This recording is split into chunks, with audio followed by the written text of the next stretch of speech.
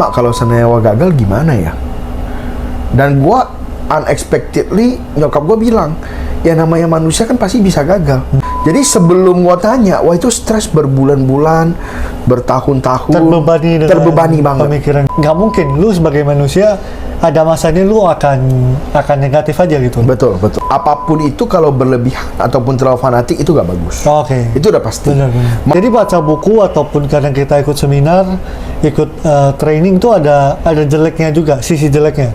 Kalau berlebihan, lu tuh akan ngerasa lu udah lakukan sesuatu. Gak ada gunanya lu baca buku sebanyak apapun kalau lu gak lakukan apa yang diperintahkan oleh buku.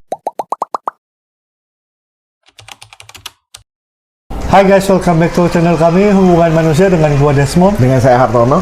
Har, kali ini lu pernah gak sih dengar tentang ini sebenarnya juga lumayan banyak yang bahas juga sih. Oke. Jadi ini ceritanya itu kayak kita ini jadi terdoktrin tuh harus positif terus. Oke. Padahal nggak mungkin lu sebagai manusia ada masanya lu akan negatif aja gitu. Betul. Misal ada masanya, let's say kucing kita meninggal atau anjing kita meninggal, ya kita sedih aja. Nggak mungkin lu bilang lu harus stay positif terus. Ya lu akan negatif aja gitu. Jadi kali ini kita akan bahas tentang judulnya itu toxic positivity gitu ya. Nah, menurut lu gimana pendapat lu tentang toxic positivity? Sebenarnya segala sesuatu di dunia ini, apapun itu kalau berlebihan ataupun terlalu fanatik itu gak bagus. Oke. Itu udah pasti. Benar.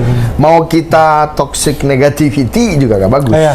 Jadi terlalu negatif gitu. Betul, terlalu negatif ataupun terlalu positif itu juga gak bagus gitu. Nah, salah satu problemnya dari toxic positivity itu adalah kan kita itu kan maksudnya dipaksa untuk selalu bersikap positif. Iya.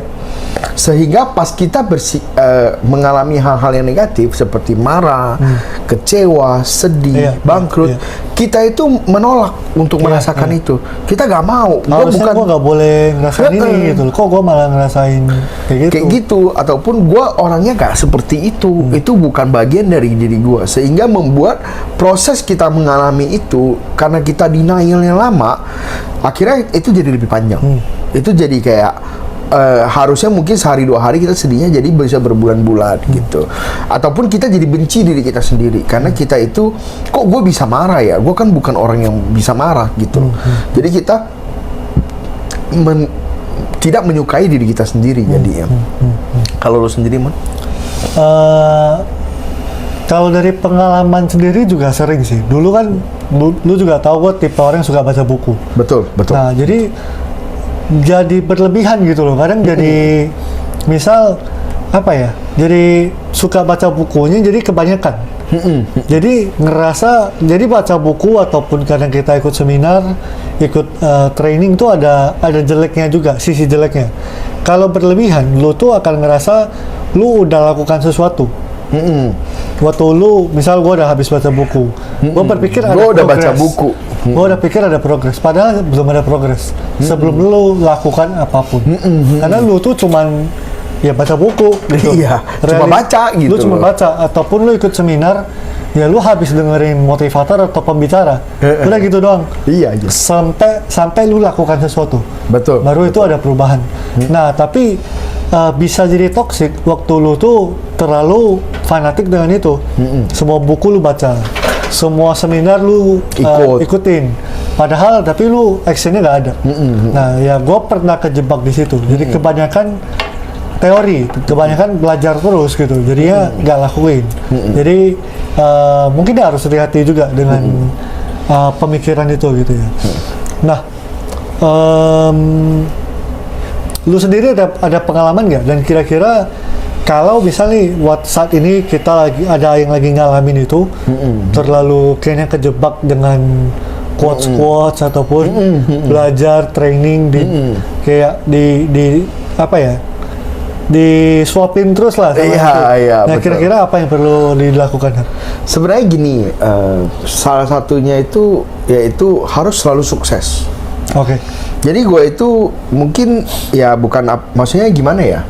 Gue itu terbuai dengan maksudnya pandangan keluarga gue bahwa gue itu mandiri dan lumayan berhasil. Bukan berarti gue kaya raya, enggak ya. Maksudnya cuman cukup mandiri dan lumayan ada berhasil. level itulah ya, ada level. Di dalam diri gue. Jadi gue merasa bahwa gue itu gak boleh gagal. Nah, awalnya gak menghantui, Mon. Awalnya oke-oke aja, kan bagus dong, termotivasi dong kita untuk selalu berhasil, bener gak? Tapi lama-kelamaan gue jadi takut banget untuk gagal. Sehingga gue pun takut untuk mencoba hal baru. Akhirnya sampai wah stres banget. Wah, akhirnya wah tanya nyokap gue, "Mak, kalau seandainya wah gagal gimana ya?" Dan gue unexpectedly nyokap gue bilang, "Ya namanya manusia kan pasti bisa gagal. Gak apa-apa dong kalau lu gagal," gitu kan. Jadi sebelum gua tanya, wah itu stres berbulan-bulan, bertahun-tahun, terbebani banget. Pemikiran itu. Betul.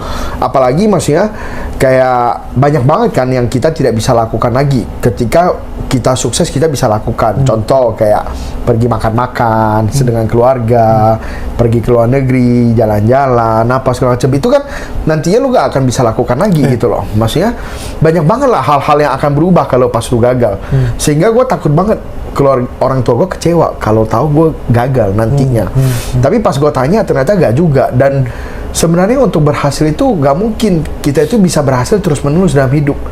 Pasti bisa suatu hari kita akan gagal lagi dan berhasil lagi gitu loh. Cuma yang penting kan pas gagal itu gimana bangkit lagi. Nah itu sih toxic positivity itu yang sering saya alami. Nah kalau untuk mengenai baca buku, sebenarnya gue juga pernah dengan satu quotes di buku juga. Ini gue juga dapat dari buku. Jadi tidak ada gunanya orang itu baca cara penggunaan obat kalau obatnya nggak diminum. Jadi banyak banget salah sangka orang itu adalah pas lu baca label obat, lu itu udah minum obatnya. Kayak lu baca buku, lu itu udah lakukan sesuatu. Gak ada gunanya lu baca buku sebanyak apapun kalau lu gak lakukan apa yang diperintahkan oleh buku itu. Contoh buku itu bilang sehari olahraga 30 menit setiap hari. Kita baca aja, ya gak bakal sehat gitu loh. Ya akan gitu-gitu aja gitu loh. Kecuali lu mulai lakukan, oke, gue sehari 30 menit gitu. Malah lebih mending lu baca satu buku, lu terapin itu semuanya, lu mati-matian lu coba ya. Terus lu baru bisa lihat hidup lu berubah. Jadi hidup itu mulai berubah ketika lu baca buku, lu lakukan sesuatu, terus lu baca lagi buku itu buat lihat apa yang lu lakukan. Iya, jadi review gitu. Review, betul. Jadi bacaan yang pertama itu sebenarnya gak terlalu banyak manfaatnya. Bacaan ketiga setelah lu coba berkali-kali, lu baca lagi itu baru mulai ada manfaatnya. Jadi banyak orang salah kaprah, apalagi masih mending deh semua baca buku. Gua beli buku. Oh, gak dibaca. Gak dibaca. Masih banyak yang dibakar. Bener. Jadi kalau orang beli udah baca mending. Ini satu level jauh di atas gua beli doang, gak dibaca. Jadi ya itu udah oke. Nah kalau lu sendiri, Mon? Pengalaman ya. Dulu juga sama sih. Maksudnya ada masa itu juga terbebani dengan harus berhasil gitu. Harus bukan cuma harus berhasil, harus terlihat berhasil. Betul. Jadi harus dianggap gitu loh, jadi harus sukses lah. Jangan kalau ketemu saudara atau ketemu temen tuh jangan kesannya itu gitu-gitu aja, harus kelihatannya udah lebih bijak, udah lebih apa gitu. Jadi apa ya, ngomong apapun beda gitu. Jadi karena pengen dianggap seperti itu. Nah, itu tuh cukup toksik juga sih, karena kita menggantungkan diri kita ke sesuatu yang di luar, sesuatu yang respon orang, pendapat orang, dan itu tuh kan nggak mungkin. Yang bisa kita kontrol kan ada di dalam diri kita. Akhirnya itu cukup lama juga mau terbebani kayak sekian tahun, sampai ada sempat yang masa yang ya udah breakdown, maksudnya stres lah, jatuh, mulai sadar oh ternyata gua terlalu kayak gini, terlalu kayak gitu, baru mulai pelan-pelan lepas, lebih apa adanya. Kalau lagi gak terlalu berhasil ya ngaku aja.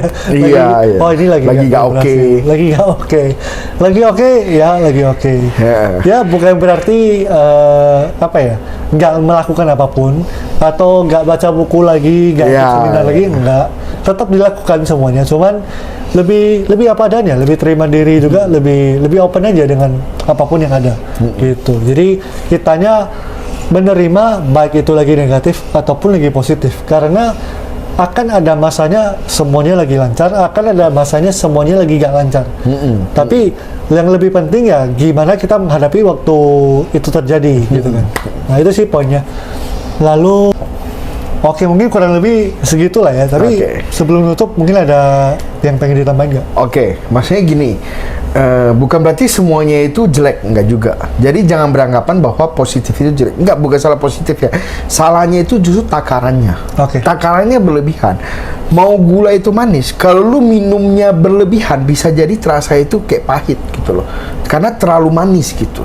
Ataupun jadi gak enak-enak gitu. Jadi maksudnya jangan berpikir bahwa ini salah, itu salah. Ini gak boleh, itu gak boleh, ribet banget. Enggak, yang penting justru balance.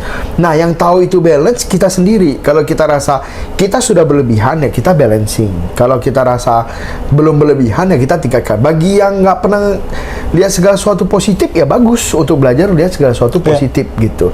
Tapi kalau yang udah terlalu over positif, over optimis, kayak contoh kita ngomong di Paris banyak copet loh. Enggak, gue nggak pernah kena copet apa. Semuanya taruh biarin aja gitu. Ya habis lah pasti dicopet gitu. Nyebrang jalan tol terlalu positif. Wah, bisa lewat. Gue pasti bisa lewat gitu loh. Bisa lewat sih beneran lewat. Lewat kemana? Lewat ke atas gitu kan. Lewat dipanggil. Ya maksudnya segala sesuatu yang berlebihan lah. Bukan salah positivity-nya, tapi salahnya karena itu berlebihan. Itu sih paling. Oke, itu aja topik tentang toxic positivity. Mungkin teman-teman ada yang pertama kali dengar, ada yang udah sering dengar. Ya semoga bermanfaat sharing ini. Jangan lupa di like dan di subscribe dan di share ke teman kalian yang butuh denger ini. Sampai ketemu di video berikut. Thank you.